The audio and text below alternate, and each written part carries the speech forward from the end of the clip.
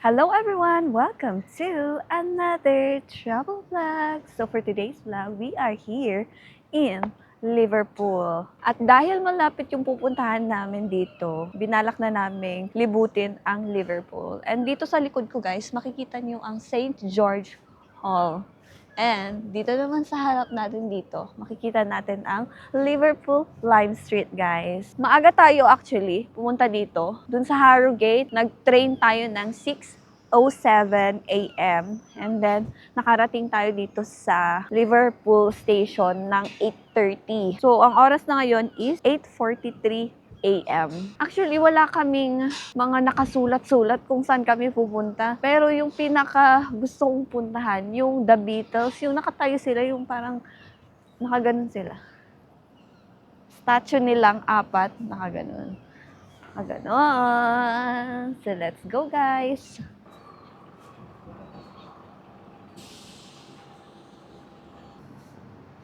Guys, napansin ko lang dito sa Liverpool, magkaiba din yung color ng bus. Kung sa Harrogate, more on red. Dito naman is more on blue. Kasi dun sa Leeds, guys, hindi ko napapakita yung Leeds kasi tinatamad ako. Pero more on green naman doon. Pero dito, more on blue. Oh, so nice. And it's a double-decker. Tingnan mo yung bus doon na tatlo. Dito niyo mapapansin na wala kaming itinerary talaga. Yun lang talaga yung gusto kong puntahan, yung The Beatles statue. And we're gonna walk for 17 minutes just to get there. Clayton Square. We've come so far, so we should stay a while. Just take it slow. Focus on you and I. So much to do, so much to say. Just let it wait, or we can take our time. Kakaiba din yung vibe dito, guys. Yung vibe sa Leeds, yung vibe sa Harrogate, yung vibe sa Scarborough. May mga resemblance lang, pero iba-iba pa din. Ilang hakbak na lang, makikita na natin yung statue, guys. And sana walang masyadong tao. Pero parang nakikita ko naman, parang wala. And ngayon, weekday. So, today is a Tuesday. So, feeling ko wala namang masyadong magta-travel. And, ang oras pala ngayon is 9:09 a.m. So, baka more on 10 a.m. doon nalalabas lahat ng mga tao o tatambay dyan. Nakikita niyo yung ulo, guys. Yun na yan.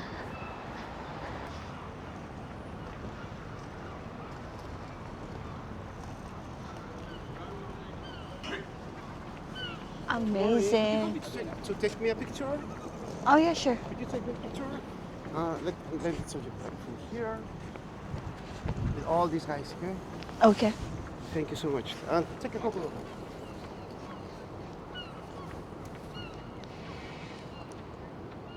One, two, three. Okay. Thank you so much. You're very kind. You're Have a beautiful welcome. day. Ginawa pa tayong photographer. Wala pa tayong picture, guys. Pero dyan, gusto ko dyan magpa-picture. Ano, gulo na yung buhok ko. Your light on me. I'm feeling great. Let's celebrate the moment when we pass. I'll make a toast if we found Dapat nasa gitna ako, babe. that is Saan? into my eyes. Stay there for a while. Shine your light. Tapos na tayo makapag-picture sa Beatles statue. Actually, yan lang yung pinunta ko dito. More on Beatles lang. So, mamayang gabi, siguro mga 5 or 4, pupunta kami sa Cavern Club. And sila din yung nag-fund nitong statue na to. Dumami na nga sila. Binalak kasi namin na dumating dito ng 11 a.m. Pero sabi ko, baka wala kaming mapuntahan. Kasi nga, paiba-iba yung weather dito, summer. Tapos ngayon, tingnan nyo, it's gray day again. And pag titingnan nyo dito, guys, tingnan nyo guys, madami ng tao.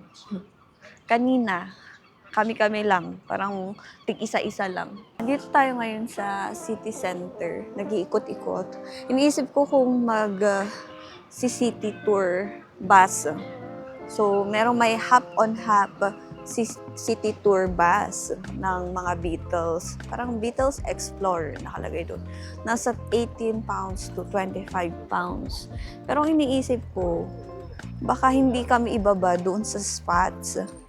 So, ngayon, iniisip namin, hindi na lang kami pupunta kasi nasa 2 hours, 2 hours guys, yung lalakharin namin para mapuntahan yung mga house of John Lennon, ng mga bata sila, yung Penny Lane, 1 hour 30 minutes. Ang layo guys. So ngayon, iniisip ko naman, magkaroon ng sasakyan.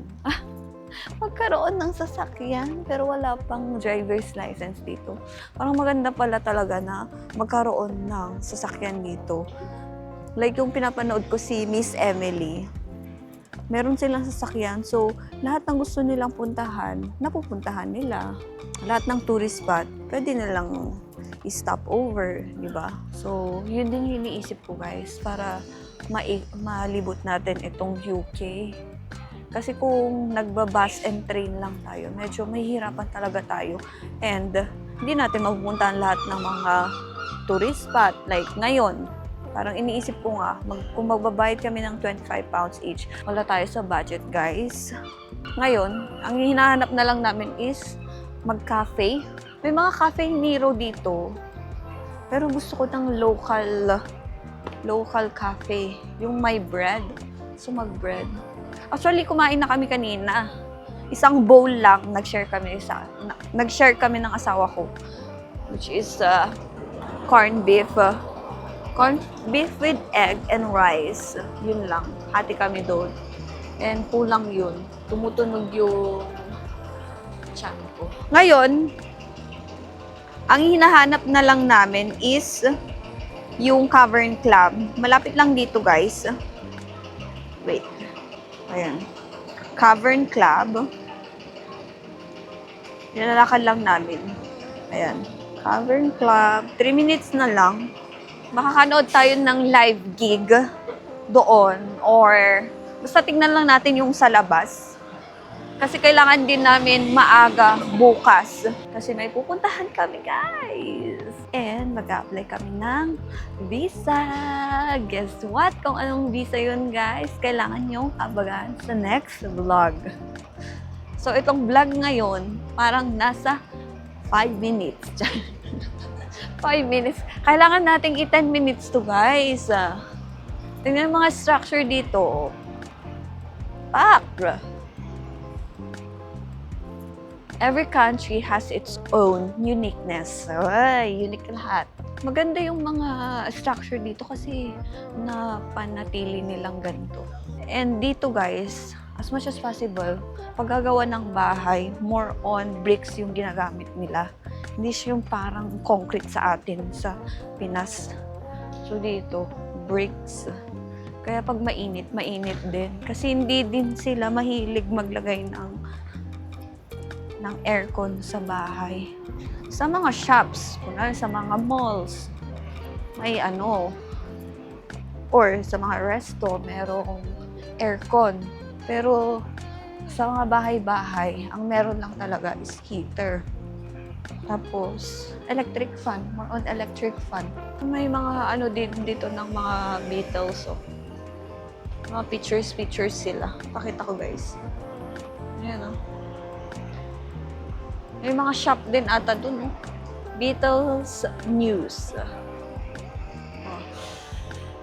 So, hanapin natin ang Cavern Club. Ang hirap maghanap ng guys. Mapili talaga ako. Hindi ako bibili kung hindi ko nagustuhan. Alam ko, dito na yun. Ay, andito na. Andito tayo sa Cavern Pub. Actually, yung pub nila, ang pronunciation nila ng pub is pub. So, Cavern Pub. Oh, ito yun! Ito yun!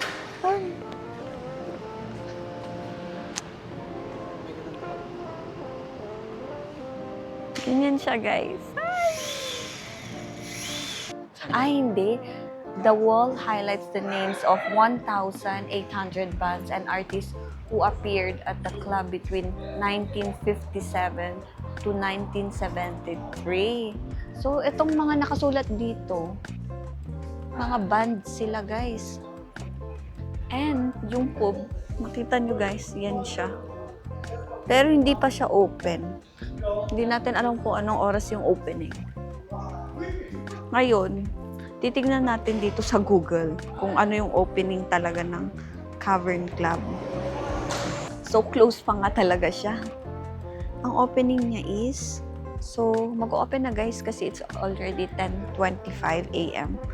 And, ngayong Tuesday, ang opening nila 11 a.m. to midnight.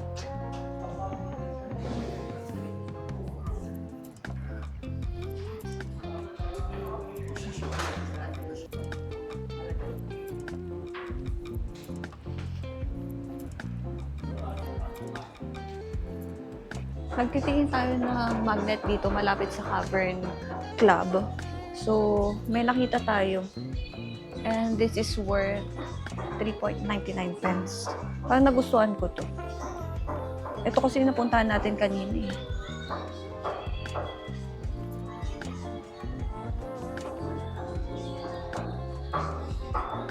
Guys, dito sa Matthew Street, lakaran nyo. Kasi, pumasok lang kami dito. Ang daming mga ano. Oh.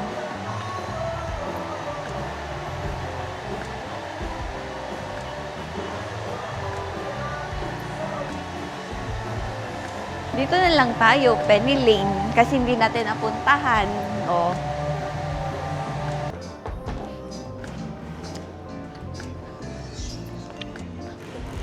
Mga damit yung mga binebenta dun sa loob guys. May mga eraser, may mga notebooks.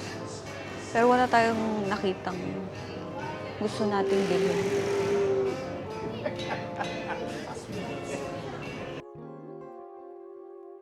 And we're out in our hostel.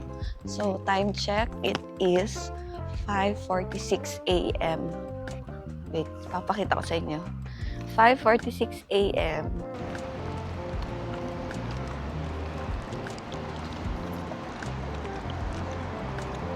Tahimik pag morning.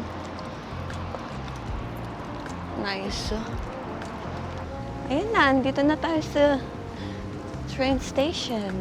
Tabi na natin yung Manchester.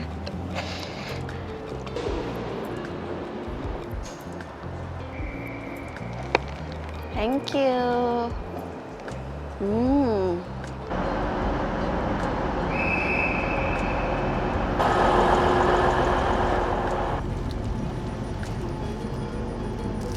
burger.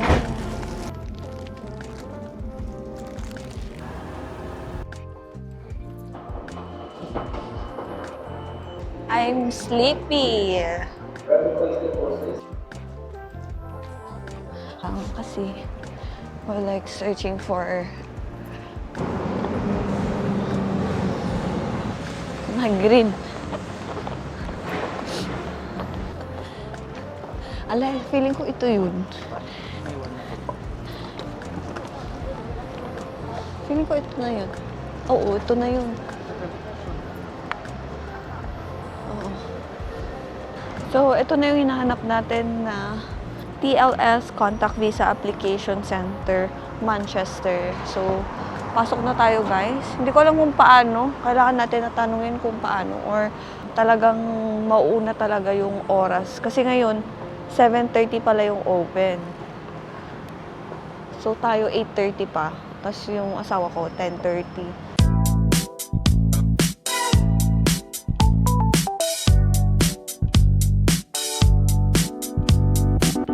We've come so far, so we should stay a while. Just take it slow. Focus on you and I. So much to do, so much to say. Just let it wait, or we can take our time.